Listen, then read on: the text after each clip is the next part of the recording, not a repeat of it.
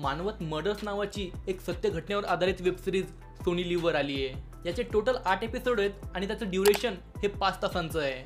ही series Marathi आणि हिंदी या दोन्ही भाषांमध्ये अवेलेबल आहे आणि अर्थात मी याला मराठीमध्ये बघितलं।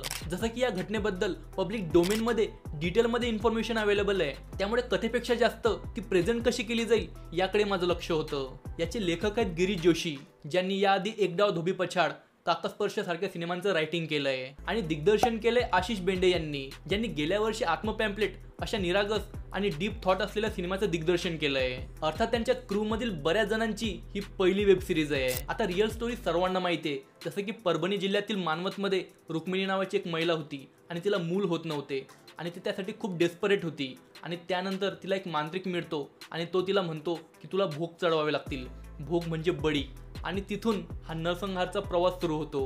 मग या गोष्टी कशा घडतात, त्याला एक्झिक्यूट कशा रीतीने केलं जातं, रमाकांत कुलकर्णी आणि त्यांची टीम याचा छडा कशा पद्धतीने लावते, हे सर्व या वेब सिरीज मध्ये दाखवलं गेलंय। तर सुरुवात करूया ऍक्टिंग पासून। आशुतोष गोवारीकर हे रमाकांत कुलकर्णी यांच्या भूमिकेमध्ये डिसेंट वाटतायत। एक बॅलन्स, शांत स्वभावाचा आणि कुठल्याही परिस्थितीमध्ये चतुराईने काम करणारा व्यक्ती असं हे पात्र आहे। बस त्यांचा वीक पॉइंट होता तो म्हणजे त्यांचं वीक। ऍक्च्युली त्यांच्या ऍक्टिंगमध्ये थोडीशी डेप्थची कमतरता जाणवते। प्रयत्न 100%, पण ते नॅचरली न निघता ऍक्टिंग करतात असं वाटतं। पण वेळेनुसार जसं कथा पुढे सरकत जाते तसं त्यांचं कॅरेक्टर पण डेव्हलप होत जातं। सोनाली कुलकर्णी या रुक्मिणीच्या भूमिकेमध्ये आउटस्टँडिंग वाटतायत। त्या जेव्हा पण स्क्रीनवर येतात ना, पूर्ण सीन खाऊन टाकतात।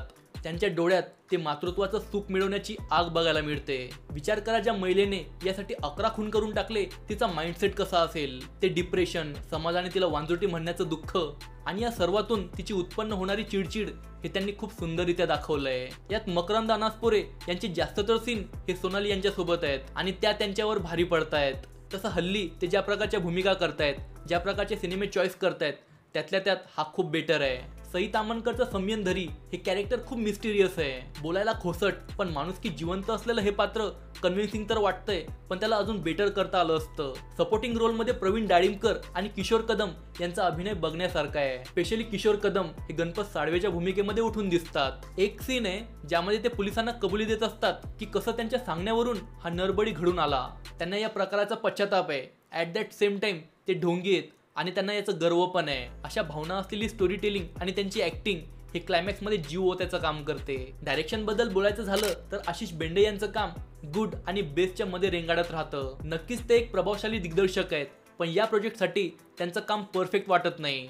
याच्या लिखाणात त्याला परिपूर्ण बनवण्याची ताकद आहे, कारण सिरीज बघताना मी नोटीस केलं की मानवतमध्ये बऱ्याच गोष्टी सुरू आहेत ज्या खूप चांगल्या पद्धतीने लिहिल्या गेल्या आहेत। स्क्रीन प्ले सुरुवातीला थोडा वीक आहे। शेवटचे 2 एपिसोड सोडून सुरुवातीचे सर्व एपिसोड हे 30 ते 40 मिनिटाचे असून सुद्धा स्टोरी आपल्याला खूप स्लो वाटते।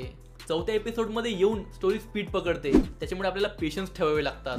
नंतर पुन्हा 5वा आणि 6वा एपिसोड हा स्लो डाऊन होऊन जातो आणि 7वा कथेला रुळावर आणण्याचं काम करतो। त्यामुळे सुरुवातीला आणि मध्ये कथा रेंगाळत राहते आणि आपले पेशन्स चेक करते। यातले डायलॉग्स उत्तम आहेत, पण बऱ्याच ठिकाणी जे नॉर्मल संवादाने परिपूर्ण बनू शकलं असतं तिथे मुद्दामून शिवी घुसवली जाते असं वाटतं। सिनेमॅटोग्राफी आणि बीजीएम त्याला काही ठिकाणी जस्टिफाय करतात आणि काही ठिकाणी करत नाहीत। एका नॉर्मल सीनला एंटरटेनिंग बनवण्याचं काम या गोष्टी करत असतात, पण हे यामध्ये वर्क होताना दिसत नाहीये आणि काही ठिकाणी तर त्याला ते एवढं चांगलं ब्लेंड करतात की आपण त्याच्या आहारी चाललं जातो।